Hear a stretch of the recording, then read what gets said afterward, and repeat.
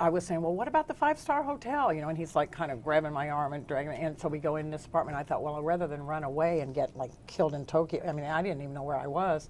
And it's very different. It's just really overwhelming. You're on the other side of the planet.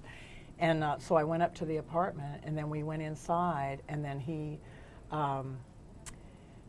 just said, well, they'll call you. And he shut the door, and then I went to I got my purse and my stuff together, and I thought, oh, I'll leave, you know, and the door was locked. And then after that, they called, and they sent a guy in. And I tried to talk to the guy, you know, to send him away. And then after that, another guy came in, and they physically, you know, rape, hurting you in a way that doesn't leave marks, that kind of thing. And enough that you know that this is like, and nobody's speaking English, you know, just like, and so it was probably the next day when I realized that after I got a phone call from the woman that sent me, who told me that I needed to be doing everything that they said, or I would end up, she just said, she said, do what they say so your body won't end up in the bay. That's how she put it on the phone. And then she told me I owed her so and so much money and this and that. And I realized that I had fallen into some kind of world where people are used this way. I mean, I just realized. And I also thought that probably if I didn't cooperate with these people, I mean, if I, for instance, was hysterical and it didn't work to do that. And so I figured that they would probably just throw me away. And they kind of made it clear that they would just dispose of me. So I did what I had to do. And I would not be here today if it hadn't been for the man who came in, and he was a customer, and who came in and helped me. I wouldn't be here today. They would have sent me off. Did he come in specifically, do you think, to rescue? Because you said it had happened 5 years before with another woman. Yeah, I don't know if he was a guy that went around. Like a vigilante? Yeah, I don't know. I just don't know. But because they had cameras in the apartment, and everything was recorded. And so the way we talked to each other was kind of low-key. And the whole detailed thing is in the book, because and there's a lot of stuff that happened there that I will never understand, that was going on, that I couldn't really find a rational way to put into the book. So I mean, there was things that were more horrible than I would have wanted to put in the book that I left out. Mm-hmm. And but compared to the stories that I've read about people who are trafficked today, my case was mild. I mean, there's no way that you can say it's mild when something like this happens to you, mm-hmm. because of the way it affects you. But really, I mean, it boggles the mind.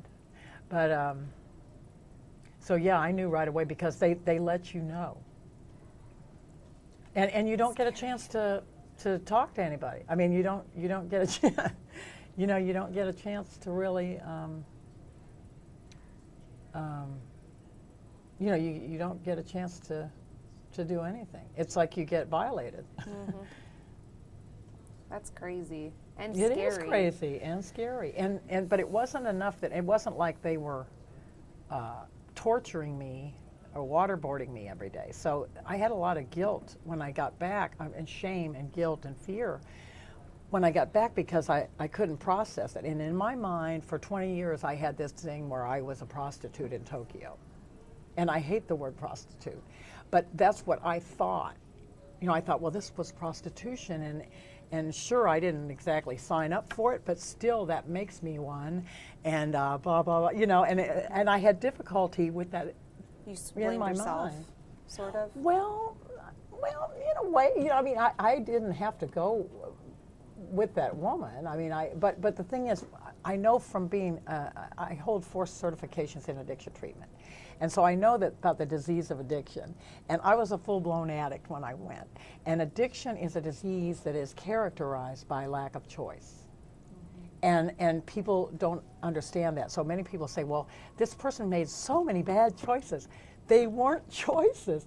Option reduction is one of the things, along with denial, that accompanies the progression of the disease. So the addict, the people around the addict can see all these other options, but the addict can't see them. And in my case, it was just like a tunnel vision, and I was herded into that situation.